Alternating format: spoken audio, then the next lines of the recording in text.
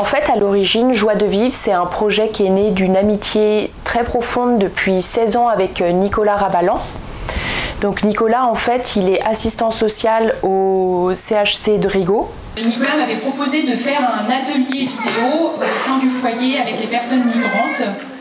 Et donc on était hyper contents avec Nicolas et en fait, du coup, on a commencé à expliquer aux gens le processus de comment on produit un petit film, quoi.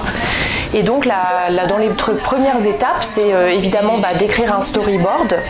Donc on avait distribué des feuilles où les gens pouvaient commencer à préparer leur storyboard sur qu'est-ce qu'ils voulaient raconter. Et en fait, d'un coup, les gens, j'ai commencé à parler avec eux, puis ils m'ont dit, en fait, j'aimerais raconter l'histoire de ma vie. Et je suis très très très fière ce soir du cheminement que ça a eu, de cette histoire qui a pris autant de proportions.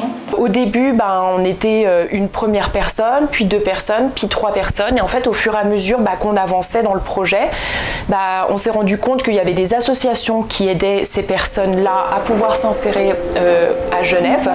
Donc on est allé les rencontrer, on leur a expliqué le projet. Ils ont dit mais moi aussi, on veut participer. Ils ont commencé à nous aider. C'est devenu un projet qui est devenu de plus en plus collaboratif et participatif. Et toujours dans une démarche éthique de respecter exactement ce que les personnes voulaient dire de leur propre message et qu'est-ce qu'elles voulaient véhiculer. Le centre d'hébergement collectif de Rigaud est situé au cœur du quartier des Nations à Genève, où se trouve le siège de l'ONU. 350 migrants, requérants d'asile et réfugiés y sont accueillis et hébergés par l'Hospice Général. Les 6 personnes que vous allez maintenant rencontrer ont tout un point commun, leur passion, celle qui ravive leurs ressources personnelles et leur donne la force de surmonter les difficultés liées à l'éloignement de leurs proches, leur vécu traumatisant et leur statut migratoire parfois incertain. On n'est pas dans une super production ou dans une image publicitaire ou dans quelque chose qu'on a voulu dire. On est dans une collaboration pure d'un travail qui a été réalisé dans la relation humaine pour pouvoir que les gens qui regardent Joie de vivre puissent comprendre au plus près possible et déclencher de l'empathie.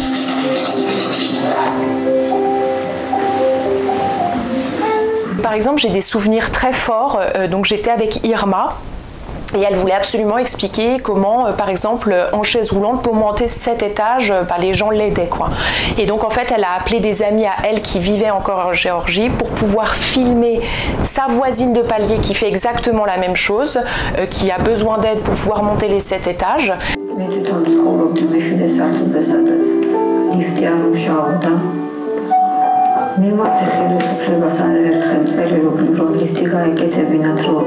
Je suis mariée avec Tornika Kapanadze depuis 2013. En 2014, elle a fait un grand accident qu'elle est revenue handicapée. On a des images et on a de la surconsommation journalistique qui nous font croire des choses qui ne sont pas du tout la réalité en fait et qui font qu'aujourd'hui, si on a des problèmes aussi au niveau de l'insertion, de l'acceptation, c'est parce qu'on a tout le temps peur et en fait c'est les propagandes de masse font ça.